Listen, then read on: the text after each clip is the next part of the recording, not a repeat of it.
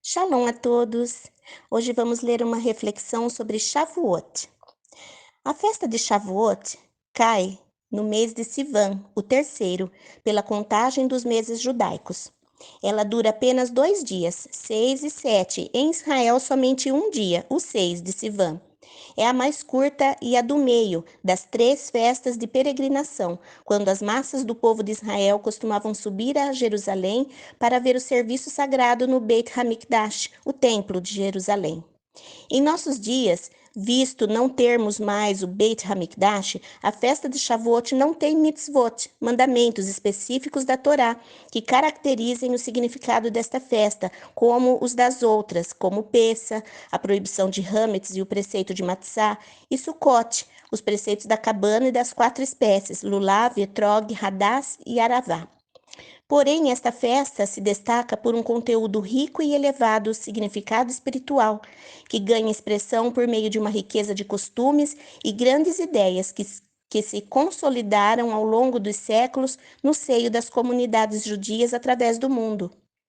O significado multifacetado desta festa se reflete nos seus diversos nomes que aparecem nas antigas fontes: Festa da Safra, Festa das Primícias, Festa da Outorga da Torá, Festa das Semanas, Atzeret, que significa conclusão, e outros. Cada nome expressa um aspecto da essência da festa.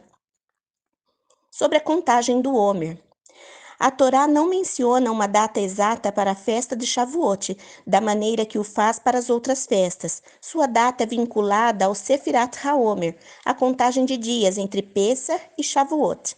Começamos a contagem do Homer a partir do segundo dia de Pessah, dia 16 de Nissan, contando 49 dias, que são 7 semanas, e no 50º dia festejamos Shavuot.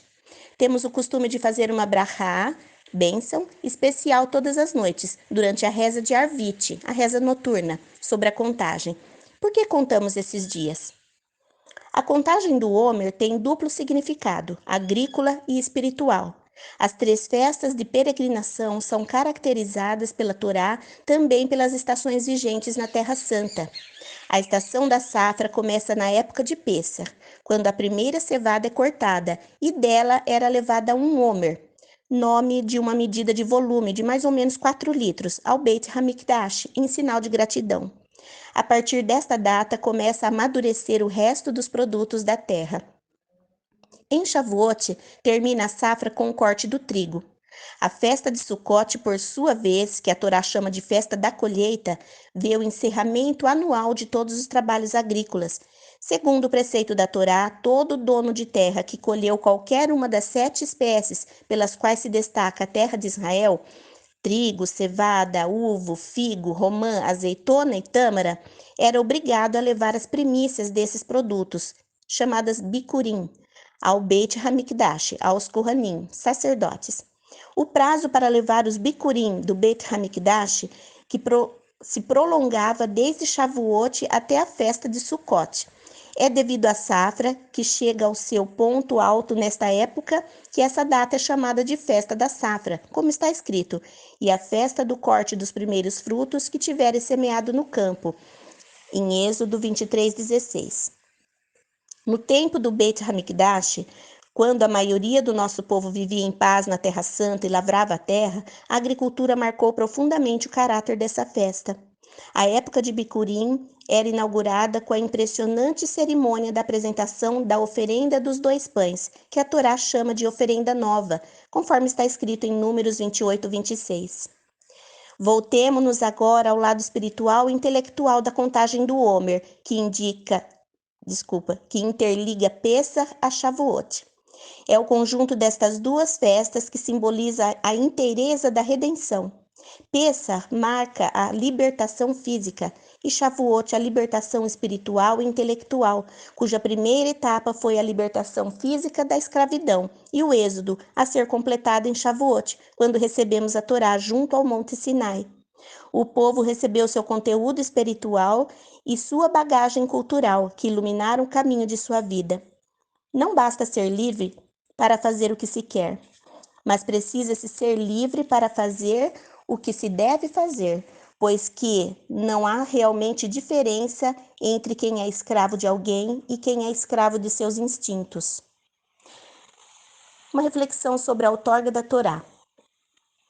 Depois da destruição do templo, quando o nosso povo se dispersou entre os povos do mundo e se afastou de sua pátria, a alegria do recebimento da Torá, a qual nos foi dada em Shavuot, tornou-se o principal conteúdo desta festa. O próprio nome de Festa da Outorga da Torá originou dos membros da grande assembleia que viveram e atuaram no início da era do Segundo Templo, na época em que foram redigidas as nossas orações. Atzeret é mais um nome desta festa que aparece nas fontes rabínicas. A palavra significa abster-se, isto é, de toda a obra, o que hoje em dia, desde a destruição do templo, é a única imposição da Torá referente a Shavuot que está em vigor. Há os que consideram a insistência dos nossos sábios em chamar esta data pelo nome de Atzeret, um eco da grande polêmica fundamental que havia na época do Segundo Templo entre os saduceus, mais tarde sucedidos pelos caraítas na época dos gaonitas, nos séculos 6 e 7. E os fariseus no tocante à data desta festa. Devido à errônea interpretação da expressão bíblica Mimachorat HaShabbat, os saduceus e os caraítas consideravam Shavuot uma festa móvel, que sempre tinha de cair num domingo. Para marcar sua discordância, os nossos sábios usavam o nome de Atzeret, para deixar clara a diferença entre a festa de Shavuot dos sábios, celebrada sempre 50 dias após Pêssah, com a Shavuot móvel dos saduceus e posteriormente dos caraítas. Sobre leite e flores. Realmente, Shavuot não conta com preceitos específicos como Pêssah e Sukkot, mas as comunidades judaicas do leste e do oeste supriram, ao longo dos séculos, essa falta e deram expressão ao significado do dia através de costumes e símbolos que exprimem, numa atmosfera singular, o significado íntimo desta data. Um dos costumes mais difundidos é comer comidas à base de leite e queijo em Shavuot, havendo para isto vários motivos.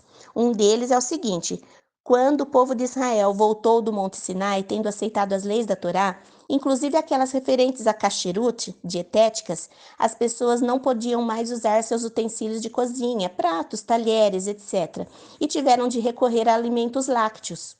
Outro costume é enfeitar a sinagoga com plantas e flores bonitas e com enfeites de papel simbólicos que se chamam no folclore judaico Shoshanot, lírios.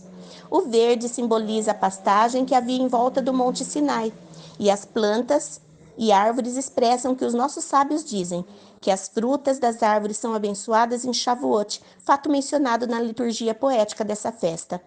Os judeus orientais costumam jogar perfume um no outro. Sobre a vigília.